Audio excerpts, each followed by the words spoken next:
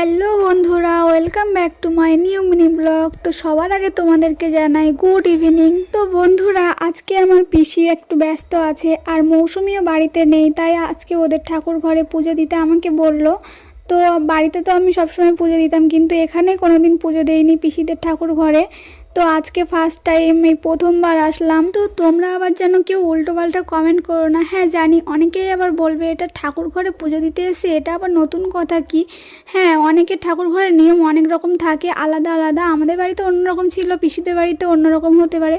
তো আমি তো জানি না পিসিদের কেমন নিয়মকানুন আছে। তো আমি যেরকম পাচ্ছি সেরকমভাবেই দিয়ে দিচ্ছি পুজোটা। তো আমি ফার্স্টেই আগে প্রদীপের পোলতেটা করে নিলাম, তারপরে ওর মধ্যে তেল দিয়ে দিলাম।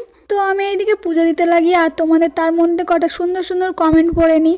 সবসময় তো তোমাদের কমেন্টে রিপ্লাই দেওয়া যায় না, তো আমি এই ভিডিওটার মধ্যে তোমাদের কটা কমেন্টে রিপ্লাই দিয়ে দিই। তো সবার ফার্স্টে যে কমেন্টটা বেশি তোমরা করো, প্রায় বলতে গেলে সবাই এই কমেন্টটা বেশি করছো যে তোমার বাড়ি কোথায়। আসলে আমার বাড়ি হচ্ছে সুন্দরবন কুমিরমারি। তারপর নেক্সট কমেন্ট সবাই করে যে তোমার নাম কি। আসলে আমার নাম রূপা, আমার ফেসবুকে নাম দেওয়া আছে ক্রেজি রূপা, আমার রিয়েল নামও রূপা।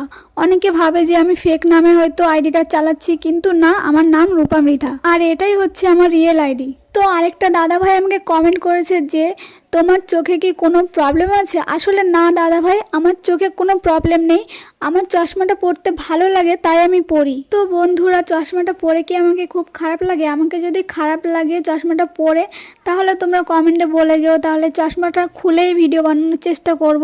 আসলে আমার ভালো লাগে বলেই আমি পরতাম। তো তোমাদের যদি না ভালো লাগে তোমরা কমেন্টে বলে যেতে পারো, কারণ এর আগে আমি ভিডিওতে গাইস গাইস বলতাম, তাই অনেকের ভালো লাগতো না, সবাই কমেন্টে বলতো গাইস গাইস কি, তাই আমি এখন আর গাইস বলি না। তো সেরকমই তোমরা বলবে, যেটা খারাপ লাগবে আমি সেটা না করার চেষ্টা করব। তো বন্ধুরা দেখো, তোমাদের সাথে বকবক করতে করতে আমার এদিকে ঠাকুর ঘরে কাজ বাজ সব গোছানো হয়ে গেছে।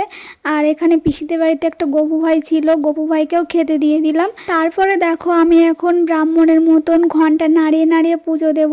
তোমরা আবার কেউ যেন হেসো না আমার ঘন্টা নাড়ানো দেখে, ঠিক আছে?